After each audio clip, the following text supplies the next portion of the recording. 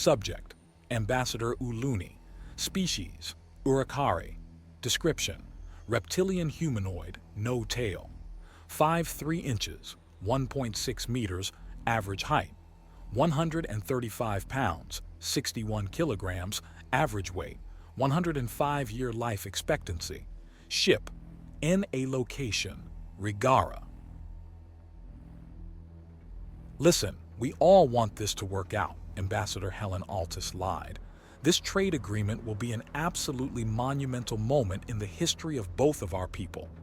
However, I cannot sign off on the agreement as it stands. She gave me a patronizing frown as she slid the tablet containing our offer towards me. My blood boiled, but I managed to keep my cool. She's asking far too much for far too little. At first I thought it was a rather amateurish bargaining tactic, but it's been days and she hasn't budged a bit. Our original offer had been fair, but tilted somewhat in our favor.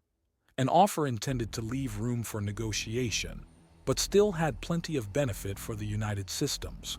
The offer from Ambassador Altus had been ridiculous. It left no benefit for the Republic, and we would be foolish to even consider it. Even the damned routes made no sense. For the life of me, I can't figure out what her angle is in all this. Part of me wished that High Ambassador Shuel were here, but that part of me was easily suppressed when I imagined her reaction. It would be absolutely terrible for interstellar relations if Shuel ripped the human ambassador limb from limb. I see. Well, we are unlikely to meet your demands, but I will consult with the appropriate officials once again, I said in my most polite tone as I gathered the tablet from the table. That's so good to hear, she said, smiling once again. I hope we can come to terms soon. It was a toothy smile, and I'd come to learn that it was intentionally disingenuous. A plausibly deniable insult directed toward those who are in a position requiring politeness. Her Alumari assistant wasn't nearly as expressive, but her stillness told me that she was deeply uncomfortable. I nodded a goodbye, not trusting myself to speak, and left the office. I walked with a purpose down the hallway towards my own office, wondering what I should do about this. Could I report her? To whom? Not a single one of the U.S. officers I passed along my way could help me. Ambassador Helen Altus is a member of the United Systems Senate Ambassadorial Commission, not the U.S. military. Well, maybe they could get a message to Helen's higher-ups at USSAC? No, that would be a terrible plan that is sure to backfire. If USSAC knows what Helen is doing, then approaching them would only serve to demonstrate that whatever they are doing with Helen is working. Even if they don't know what Helen is doing, using back channels to resolve the issue would give both the US and the Republic a diplomatic black eye. At least we'd be even, but I should at least talk to my superiors about it first. Thank the sun, the other negotiations are going well. Before Helen had arrived, the U.S. Diplomatic Corps had ironed out the details on our joint fleet building operations, and things were well underway. Plus, representatives from the Yinarinka and the Puanti had arrived and committed to the offensive action. I wasn't in charge of those negotiations, but sitting in on them had proven somewhat amusing. The human USSAC diplomat in charge of those negotiations, Charles Hemwhite, had been brutally honest regarding the United Systems. He had laid out the entire bloody history of the U.S., as well as a good chunk of the even bloodier history of humanity, the Gaunt, and the Alumari. The various and brutal wars that humanity and the Alumari had fought before their space ages, the brutal monarchies and dictatorships of the Gaunt, and even the various genocides that each race had committed against themselves. It had been a disturbing yet enlightening conversation. It inspired Avmra Egazo, our Oyan diplomatic representative, to do the same. She detailed the various unification wars, the piracy age, and several of the crimes against nature that some of our individual species had taken part in. Once these history lessons had been completed, the independent species had opted to deliberate for some time. Understandably so, They'd been given a lot to think about.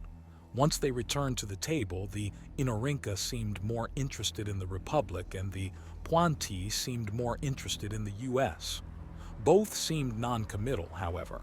It was obvious that they had thought they only had one of two choices: join the US or join the Republic.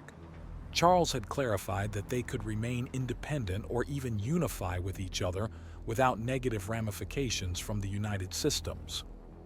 Avemra was quick to clarify that the Republic agreed with this stance, but the fact that Charles had suggested it in the first place raised my respect for him quite a bit. By the warmth of the sun, I wish he'd been assigned Helen's position. Maybe I should ask him for advice. No, it would probably be inappropriate to ask him how to sidestep his colleague. "Hello, Ambassador Uluni," a familiarly vague voice said from behind me as I turned a corner. I spun around and saw three Marines, an unfamiliar human dignitary and a figure in a familiar black suit of armor. "Warm greetings, Director 3, I said with a smile. "At least, I hope that's Director 3 under there." "It is," Director 3 nodded. "Your inability to tell means the suit's doing its job. It's good that I ran into you. I was about to go to your office. May we speak in private?" It's highly irregular for a member of a military to wish to privately speak to a foreign diplomat, but then hardly anything can be considered regular for the group that the United Systems call the Directorate. They're the anonymous overseers of the US military, who are themselves overseen by an exceedingly capable artificial intelligence. All this had been in a briefing packet, and the transparency had made me wonder what they could be hiding. "It must be quite important.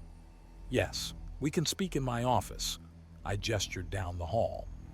Director 3 nodded to the dignitary, who returned the gesture and began traveling down the hallway that I'd come from with one of the Marines. I tried not to wonder who he was or where he was going as I led the director to my office. We entered the somewhat cozy room, and I gestured for the director to take a seat.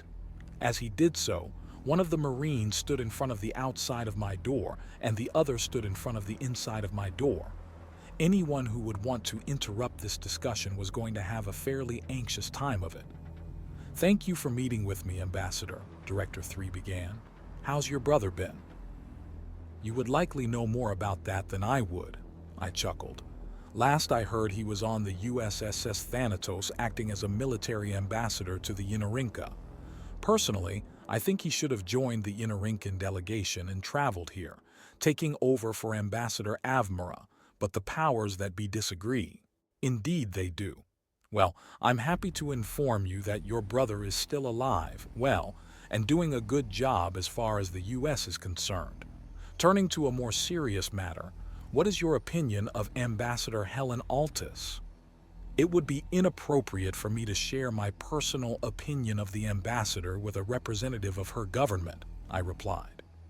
"Yes, I suppose it would be.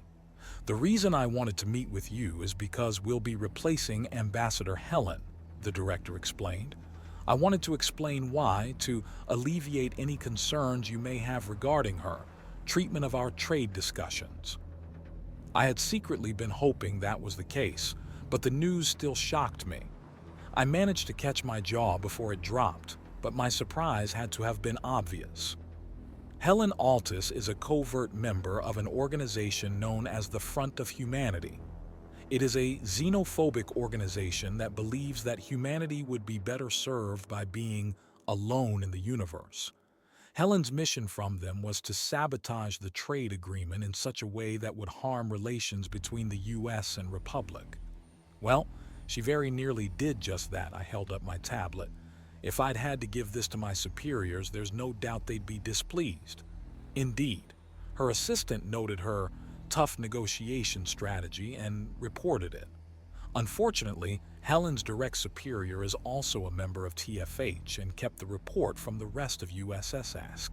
The Bureau of United Systems Intelligence caught wind of this report, though, and began covertly observing Helen and her boss, Director 3 said. "I see. It was fairly easy to confirm that her boss is a member of TFH, but Helen was stealthier. It took time to catch her in a mistake, which was that she sent a coded message bragging about her success to her superiors in TFH. She was likely unaware that she was under surveillance, and this gave us the actionable intelligence required to remove her from her current position. What's going to happen to her? I cannot divulge that information. However, Helen will be immediately replaced by Ambassador Charles Hemwhite, and we will be accepting your original trade proposal, Director 3 explained. Assuming it's still on the table, I can make sure it is, I said with a warm smile and a nod. That's good to hear. I'm glad we... Director 3 froze for a moment, as if listening to something. Apologies, I have to take my leave. What's going on? I cannot divulge that information, but you'll hear about it soon enough, the director said as he stood. Thank you for your time, Ambassador Uluni. I hope you accept our sincerest apologies for any inconvenience that Ambassador Altus may have caused. Goodbye. I was left without words as Director 3 hurriedly left my office. I was bemused at first, but then I felt the icy stab of fear in my chest as I realized the gravity of a situation that could cause someone as powerful as a director to cut a meeting short. I'll hear about it soon enough? What could that mean?